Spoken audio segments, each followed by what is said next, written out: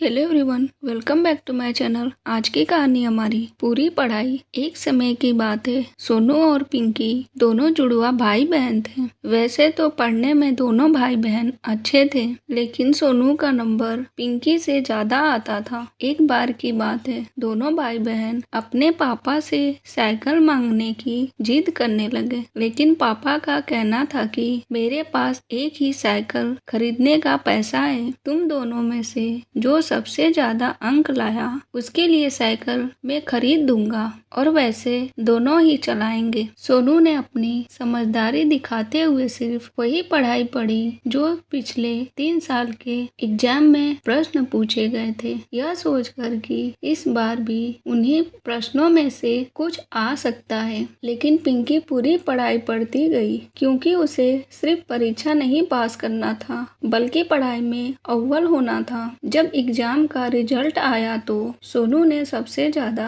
अंक पाकर टॉप किया था और पिंकी सेकेंड डिवीजन से पास हुई। फिर पापा ने सोनू को साइकिल खरीदकर यह बोलते हुए दिया कि तुम दोनों इसे चलाना, लेकिन सोनू साइकिल पर अपना अधिकार समझते हुए पिंकी को नहीं देता था। एक दिन एग्जाम में पास होने की खुशी में सोनू और पिंकी के मम्मी पापा दोनों को लेकर होटल में खाना खाने गया और जब खाना खाकर बाहर निकला तो 2 लोग कैमरा और साइकिल लेकर उसके पास आए और बोले कि हम लोग जीवन साइकिल का प्रमोशन कर रहे हैं और आपके दोनों बच्चों से कुछ सवाल पूछेंगे। जो सबसे ज्यादा सवालों के जवाब सही देगा उसे साइकिल गिफ्ट में दिया जाएगा, साथ में बैग और बोतल भी दी जाएगी। एग्जाम हुआ, लेकिन इस एग्जाम में स्कूल के एग्जाम की तरह प्रश्न नहीं थे, बल्कि किताब से अलग अलग जगहों से प्रश्न लिए गए थे। लेकिन सोनू ने अपने स्कूल के एग्जाम को